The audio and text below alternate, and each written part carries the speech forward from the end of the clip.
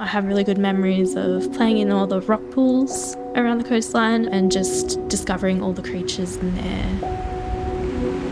Bundaberg Regional Council is one of 20 Reef Guardian Councils. We're restoring concrete channels into more of a natural waterway system. They provide habitat, improve water quality, removing a lot of the harsh chemicals, preventing them from ending up in our ocean and on the reef.